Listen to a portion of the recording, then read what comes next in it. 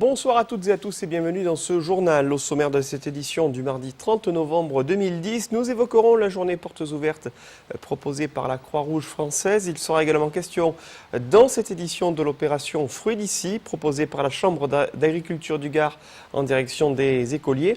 Enfin, nous reviendrons sur la prochaine sortie au cinéma du film consacré à Georges Frêche avec une interview de son réalisateur Yves Geland. Mais nous ouvrons ce journal au chapitre judiciaire avec la polémique générée par les propos tenus l'an passé par maître Alain Autant lors de l'acquittement du gendarme dont le tir avait mortellement touché le jeune Mourad dans le Gard lors d'une interpellation en octobre 2003.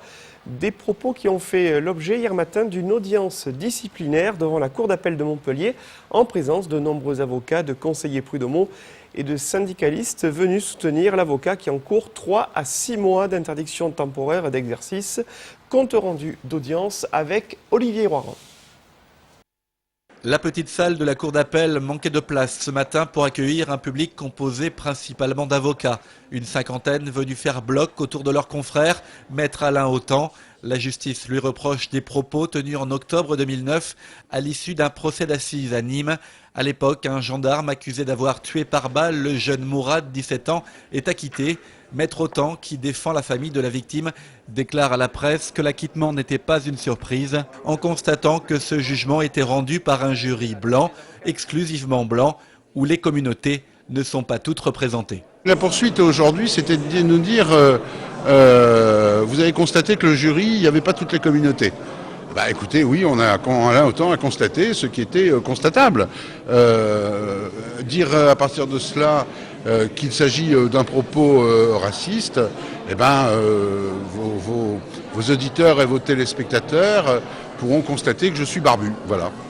Et les propos de maître Autant avaient provoqué une procédure disciplinaire déclenchée par le parquet général de Montpellier. En première instance, l'avocat avait été relaxé par une commission de discipline, mais le même parquet général avait fait appel. Maître Alain Autant s'est comporté en pompier pyromane, il a ouvert une boîte de Pandore. C'est ainsi que s'est exprimé l'avocat général ce matin. Pour la défense, c'est la liberté d'expression des avocats qui est en jeu, un procès que ces avocats considèrent comme étant une parfaite injustice. Nous, avocats, en tout cas c'est le sens du propos d'Alain Autant et qu'on lui reproche aujourd'hui, son devoir c'est d'aller jusqu'au bout de sa mission, quitte à dénoncer, quitte à déplaire, s'il vient à faire le constat de quelque chose qui peut être effectivement dérangeant, mais qui est l'objectivation d'un fait et qui, de la sorte, mérite d'être posé. Notre liberté de défendre, c'est votre liberté de juger. C'est ainsi qu'a conclu l'un des avocats d'Alain Autant, maître Toubiana, ancien président de la Ligue des droits de l'homme, qui a demandé la relaxe pour son client. De son côté, l'avocat général a requis 3 à 6 mois d'interdiction temporaire d'exercer. Le jugement de la Cour d'appel de Montpellier a été mis en délibéré. Réponse le 17 décembre. Depuis ce matin, 11h30, Météo France a lancé une alerte météo sur le département du Gard avec une perturbation en provenance du sud-ouest et qui remonte vers la vallée du Rhône. Les précipitations plutôt faibles cet après-midi doivent se renforcer en fin de soirée et perdurer toute la nuit avec 5 cm ou plus de neige sur le nord du Gard, sur les secteurs d'Alès, Uzès, Bagnols et le Gard rhodanien. Sur les Cévennes, Météo France annonce des chutes de neige de l'ordre de 10 à 20 cm à partir de 700 mètres et de 2 à 5 cm de neige entre 300 et 600 mètres. La fin de l'épisode neigeux est annoncée pour demain mercredi en début de matinée. Puis sur les routes du département, la circulation est normale sur les secteurs d'Anduze, Bagnols-sur-Cèze, Bessèges et Vauvert. Elle est plus délicate sur la départementale 907 à Saint-André de Valborgne avec une opération de salage. Situation également délicate sur la départementale 999 au niveau du tunnel d'Alzon jusqu'au département de l'Aveyron ainsi que sur les Gouales où des équipements spéciaux s'avèrent obligatoires pour circuler. Retour à Nîmes avec la Croix-Rouge française qui a proposé 2 journées portes ouvertes le week-end dernier afin d'éclairer le grand public, mais également les lycéens gardois et plusieurs maires des communes sur la nature des actions, parfois méconnues. Au programme, des ateliers de secourisme, une découverte de la base logistique départementale, ainsi qu'un décryptage du fonctionnement de la cellule de recherche des personnes disparues récemment mise en place. Samedi matin, ce sont des élus gardois issus de 14 communes qui ont été invités à découvrir les corps de réserve d'urgence. Les explications d'Olivier Michel. Vous savez où on est ou pas, madame, ici? À la Croix-Rouge. Oui, vous savez quel jour on est? Samedi. D'accord. Créer un réservoir de citoyens mobilisable en cas de catastrophe majeure, telle est la principale vocation du corps de réserve d'urgence de la Croix-Rouge. Testé à titre expérimental sur 10 départements français dont le Gard, la mise en place de ce corps de réserve dépend des municipalités, d'où la nécessité de sensibiliser les élus. Alors ce corps de réserve, en fin de compte, n'existe que si la décision est prise en conseil municipal de le créer.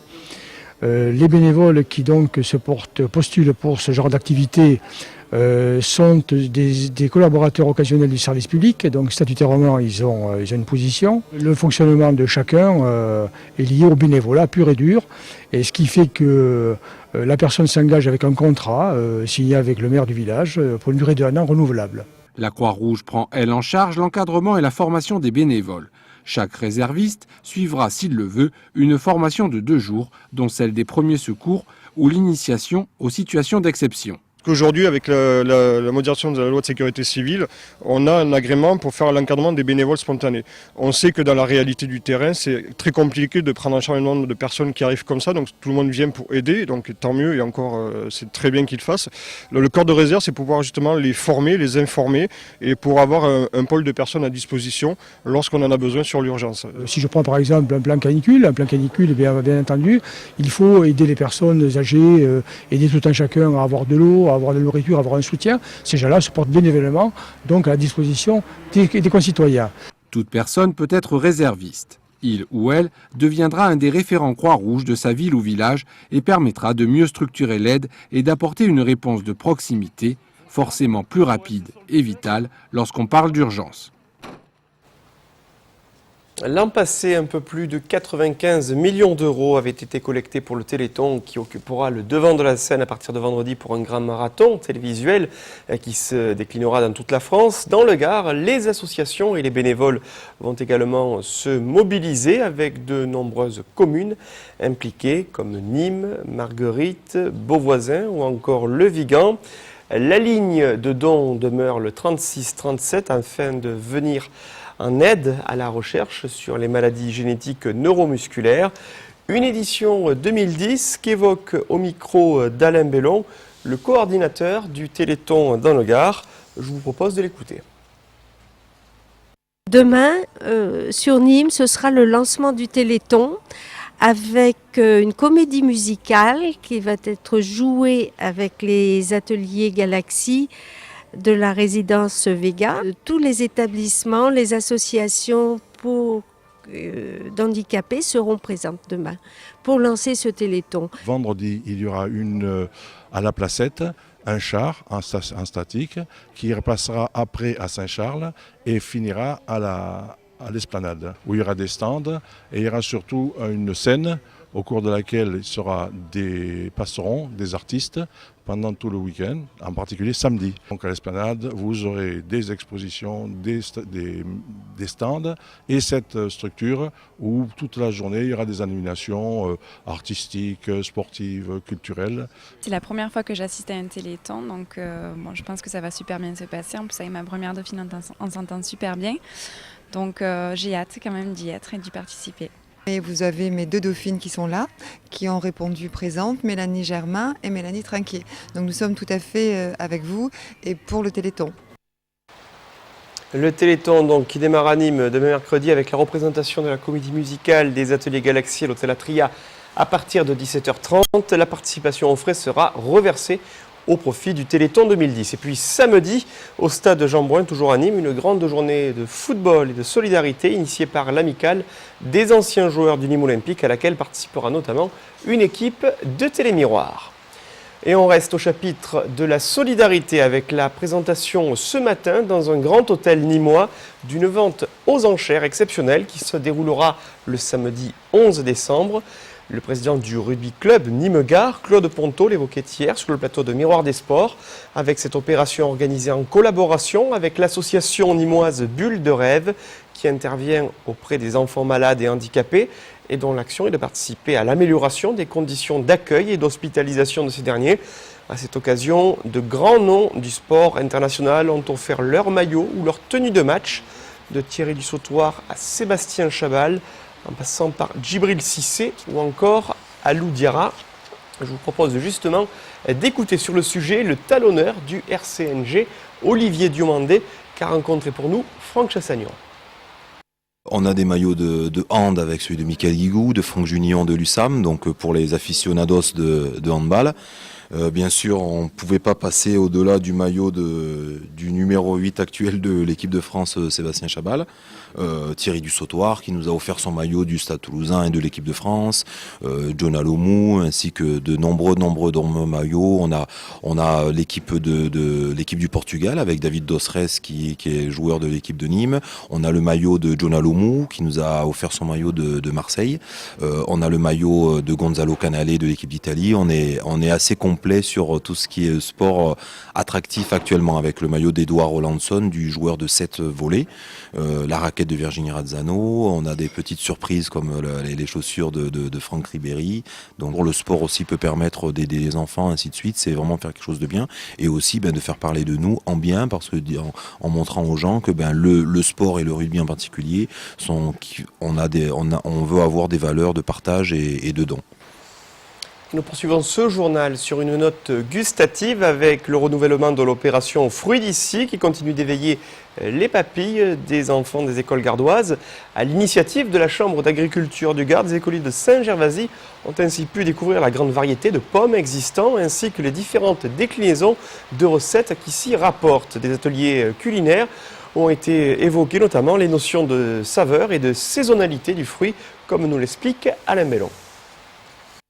La 3e saison de Fruits d'ici, organisée par la Chambre d'agriculture du Gard, s'est arrêtée à l'école primaire de Saint-Gervasy. 2 thèmes ont été mis en avant, les fruits de saison et le goût. Une expérience très attendue pour ces jeunes élèves. On leur dit qu'on vient faire des recettes à base de pommes, donc de fruits de saison. Et après, on dérive sur plein de questions par rapport à la production, aux fruits de saison, justement, à la saisonnalité. Alors disant qu'un fruit, une pomme, c'est pas n'importe quand qu'on la mange. Il y a des saisons pour ça, il y a l'automne. On vient donc avec des pommes, des variétés de pommes bio qu'on prend à la coopérative Univers à Bellegarde, donc pour leur faire goûter différents goûts et leur présenter ce produit. Ils étaient très intéressés parce que on leur a donné un outil dans la main. Déjà, c'était bien, c'était leur faire confiance. Et puis, vu qu'on avait diverses pommes, ils étaient intéressés à savoir pourquoi elles étaient différentes et pourquoi les recettes étaient différentes par rapport aux pommes. Compote, pommes caramélisées, pommes au four ont été réalisées pendant cette matinée.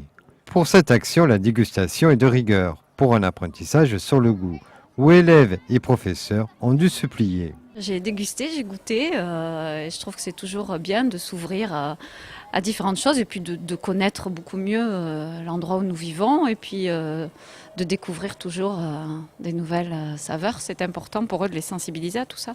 Une expérience qu'ils ne seront pas prêts d'oublier, mais pour certains, ils attendent la 4e saison de Fruits d'ici.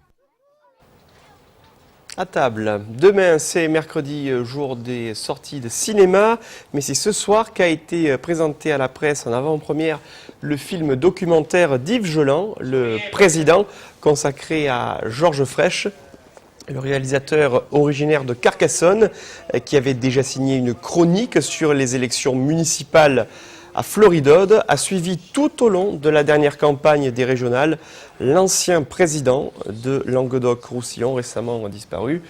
Un film donc consacré à Georges Frêche, dont vous découvrez la bande-annonce qui sortira en salle le 15 décembre prochain.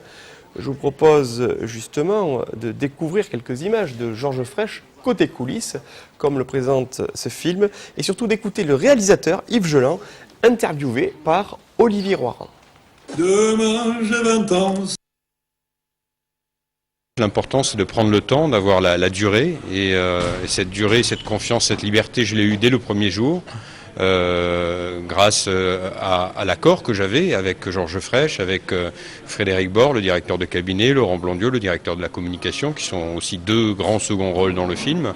Et c'est vrai que ça s'est passé comme ça, c'est-à-dire que je les ai vus l'été 2009, on a commencé à tourner le 1er octobre, et je leur ai dit, est-ce que vous êtes d'accord, je ne vous trahirai pas, il n'y aura pas d'images volées, il n'y aura pas de caméra cachée, mais moi je voudrais la liberté la plus grande possible, et cette liberté je l'ai eue, donc j'ai tourné avec confiance, mais sans complaisance. sorti dans les salles le 15 décembre prochain. Et puis ce soir, ne manquez pas votre soirée foot sur Télémiroir à partir de 20h45 avec un magazine exceptionnel de Croco Hebdo qui aura pour invité le nouvel entraîneur du Nîmes Olympique, Noël Tosi. Une émission qui sera suivie à 22h de la retransmission du match Reims-Nîmes. Voilà, c'est la fin de cette édition. Merci de l'avoir suivi. Prochain rendez-vous avec l'info sur Télémiroir demain 12h30 avec le Flash. Et puis Tennido Sud à 18h30, c'est demain soir. Très belle soirée sur Télémiroir. À demain, au revoir.